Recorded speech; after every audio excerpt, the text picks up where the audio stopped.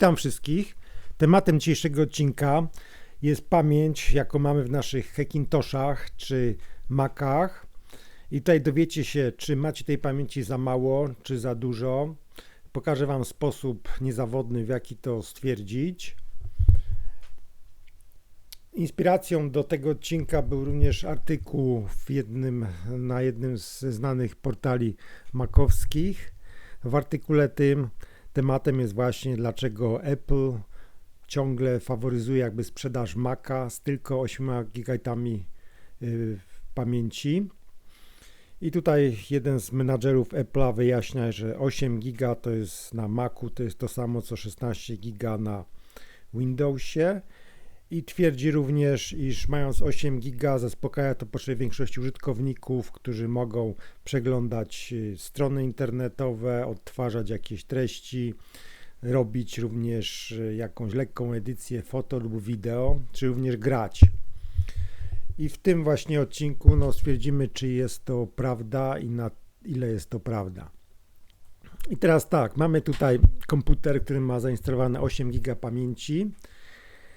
Ma go z Monterey, nieważne jaki procesor, bo to nie jest tematem tego odcinka. I teraz, jeżeli chcemy stwierdzić, czy ta pamięć w jakiś sposób jest wykorzystywana, czy jest efektywnie wykorzystywana, musimy uruchomić sobie narzędzie zwane tutaj monitorem aktywności. I teraz tak, w zakładce Memory mamy właśnie pokazaną dokładnie, ile dana aplikacja zajmuje pamięci, ile dany wątek zajmuje pamięci, nawet wątki w tle, ile zajmują pamięci. I tak, tu jest kilka programów, które zwykle używam, które chcę mieć na non-stop, że tak powiem, do dyspozycji. Tak, Adobe Premiere, jak widzicie, 1,66 GB. Dalej, Safari, jest tu kilka zakładek, każda zakładka coś tam zajmuje, 440, tu następne 400, tu eBay 230, Interia 280 i tak dalej, i tak dalej. Z innych programów jest tu uruchomiony jeszcze SeaMonkey, AC/DC Photo, Studio 8, GIMP 2.1, Mac Commander, i parę jeszcze innych rzeczy, które tam chodzi w tle. Physical Memory mamy tutaj, czyli 8 GB mamy pamięci fizycznej. Używanej pamięci w tym momencie jest 659, cached files jest 1,4 GB. Cache files to są takie właśnie pliki, które są nieużywane w tym momencie, ale po prostu były używane na przykład minutę czy tam 10 minut temu i w razie czego są one w pogotowiu. Następnie najbardziej interesującą opcją z tego jest to swap used, czyli plik wymiany. Co to jest plik wymiany? Plik wymiany jest to po prostu część dysku naszego SSD, czy PCI Express, czy HDD, która jest używana jako pamięć. Po prostu jeżeli kończy się fizyczna pamięć, komputer zaczyna używać właśnie tego pliku wymiany. W momencie, jakby tego pliku wymiany nie było, to prawdopodobnie albo program by się zawiesił, albo komputer by się zawiesił. I teraz tak, jest to zaleta tego pliku wymiany, natomiast wada jest taka, iż plik wymiany jest o wiele bardziej wolniejszy od tej pamięci fizycznej, którą mamy tutaj. Dla nas korzystna sytuacja jest taka, aby ten plik wymiany nie był w ogóle używany. Jeżeli jest on używany, to znaczy, że jakaś aplikacja może chodzić wolniej, może się przełączać wolniej między tam okienkami. Mamy tutaj pewien problem. Następne jest to Memory Pressure. Tutaj jeżeli ten indykator jest właśnie na zielono, to znaczy jest jeszcze w miarę ok. Jak jest na żółto, to już jest taka sytuacja krytyczna. Im jest wyżej, to tym jest tutaj gorzej, powiedzmy.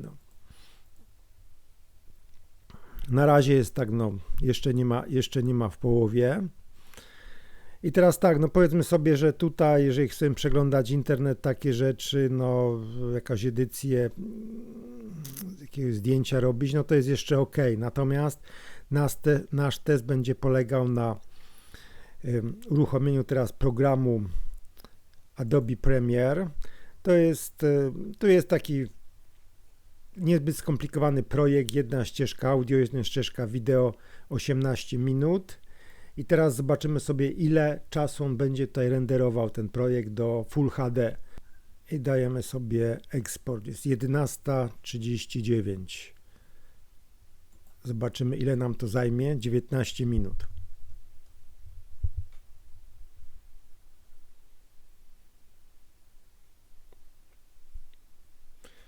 I tutaj teraz, jak on zacznie renderować, zobaczymy sobie do monitora aktywności, co się w tym czasie zmieniło.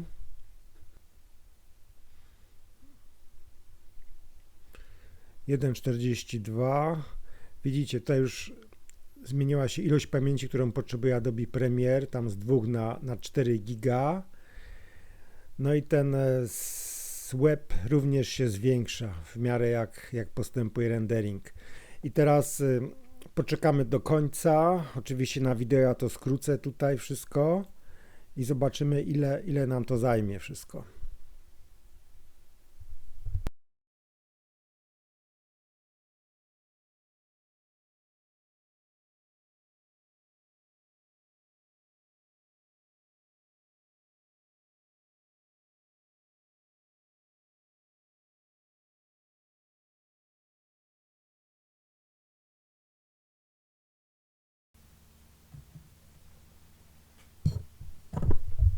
No, czyli mamy koniec naszego testu.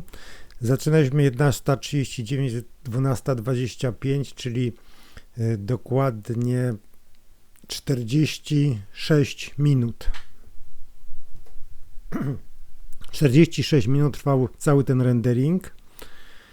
Następna część naszego eksperymentu będzie polegała na tym, iż po prostu zapełnimy sobie tutaj te wolne sloty i dodamy jeszcze 16 giga pamięci, tak żeby było 24 i powtórzymy ten sam test.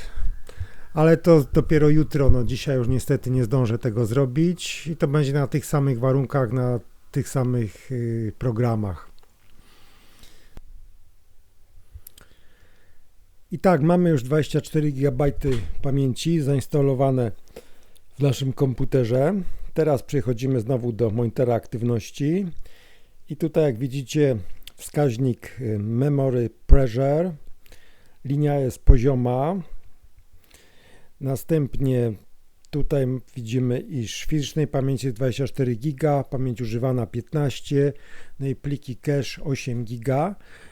Tu trzeba zaznaczyć, iż jak mamy więcej pamięci, no to dany program na starcie już przyporządkowuje sobie więcej pamięci, stąd te wartości. No i najważniejsza dla nas wartość, plik swap 0 bytes, czyli nie jest on w ogóle używany.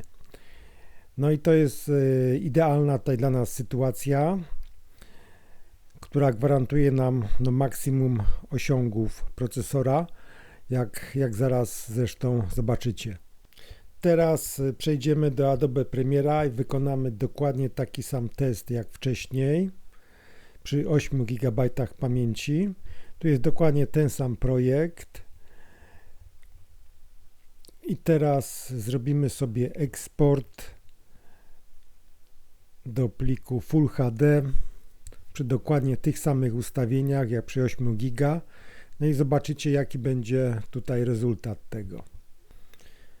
Oczywiście wideo zostanie skrócone tak, żeby tutaj nie trzeba było czekać tak długo.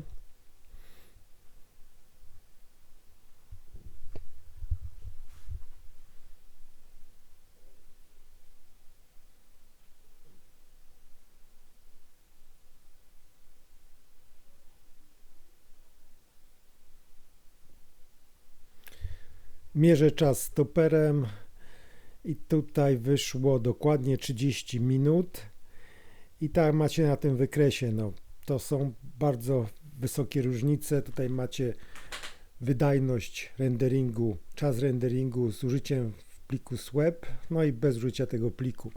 Jeden to jest około 46 minut, drugi 30 minut. Jest to taka różnica, jakbyście mieli procesor i9, no i zdegradowali go do procesora i5, jeżeli robicie ten rendering właśnie, gdy brakuje nam pamięci. Czas już na wnioski. Skąd wynika tak drastyczny spadek wydajności procesora w przypadku użycia pliku wymiany? Tutaj macie taki wykres i tutaj Wiadomo, iż pamięci mają szybszy przesył danych niż najszybsze dyski NVMe czy SSD. Natomiast kluczem tutaj jest tak zwane opóźnienia, czas latencji, latency time. I tutaj macie różne urządzenia, gdzie czas latencji jest liczony, powiedzmy, dla taśmy magnetycznej w sekundach, dla dysku twardego w milisekundach, serial ATA w mikrosekundach i dochodzimy do pamięci RAM, gdzie te wartości to już są nanosekundy. I chodzi o to, że dalej są olbrzymie różnice między czasem latencji pamięci a najszybszych dysków NVMe. Procesor nie otrzymuje na czas danych z pliku wymiany i stąd są te właśnie opóźnienia. Tak to w dużym uproszczeniu można by powiedzieć. Natomiast sytuacja ta dotyczy nie tylko komputerów z procesorem Intela, ale wszystkich komputerów. Jest to Intel, Silicon, powiem więcej, dotyczy to również innych systemów operacyjnych, czy to będzie Mac OS, czy to będzie Windows, czy to będzie Linux. Sytuacja jest dokładnie taka sama. Pamiętajcie, procesory bardzo nie lubią pliku wymiany, dlatego starajcie się, aby tego pliku nie używać. Teraz powiem Wam jeszcze o jednej konsekwencji używania pliku wymiany na komputerach typu Silicon Mac. Tutaj z pomocą przychodzi nieśmiertelny wątek na platformie Mac Rumors. Chodzi o to, iż w przypadku używania dysków SATA czy NVMe do pliku wymiany, dyski te mają ograniczoną ilość cykli zapisu i w momencie, kiedy w wyniku intensywnego używania pliku wymiany ten limit zapisu się wyczerpie, no to wtedy taki dysk może nam paść. I tutaj, jak widzicie, wątek jest już od 3 lat, dotyczy głównie Maców mini, iMaców z pamięcią 8 GB, nawet 16 GB i użytkownicy piszą tutaj o wielkiej ilości danych, jakie po prostu zapisują się na ich dyskach NVMe. Są to dane liczone w terabajtach i wynika z tego, że taki dysk może paść w ciągu roku czy 2 lat. Oczywiście nie jest to regułą, ale jednak. I tak, co się dzieje z takim komputerem typu Mac Silicon, jeżeli dysk padnie? Oczywiście komputer taki wędruje do kosza. Tak więc zważcie również na ten problem. Teraz powiemy sobie trochę o aspektach ekonomicznych. Czyli tak, teraz przejdziemy właśnie do porównania Mac Stormboxa z Maciem Mini. Jako przykład, jak przebiega wymiana pamięci w przypadku Mac Storma, w przypadku Maca Mini. I tak, tu jest Mac Stormbox i najmniejsza ilość pamięci, jaką oferujemy, to jest 16 GB. I teraz tak, jeżeli przejdziemy sobie tutaj do konfiguracji tego komputera, mamy tutaj opcję rozbudowy pamięci do 32 GB, czyli o 16 GB. I teraz tak, Mac Mini. Jak wygląda sprawa Maca Mini? Tu jest wersja 8 GB, ona kosztuje 3500. I teraz, jeżeli dołożymy 16 GB, ile to nas kosztuje? Zobaczcie. 2400, żeby to było dobrze widać.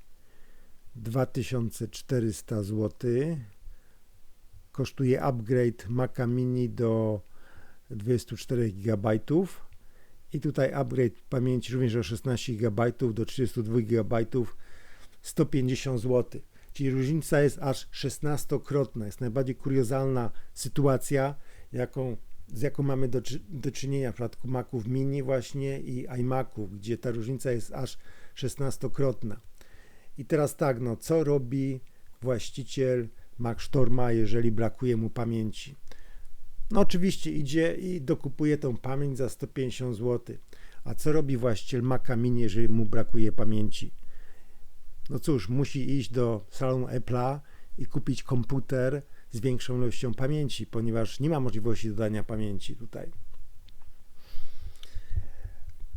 I to jest naprawdę kuriozalna sytuacja. I tak, no Maxstorm Raptor jest wyposażony w 32 GB pamięci na start. To jest tak jak Mac Studio. Tu są nowsze pamięci DDR-y 5 64 GB.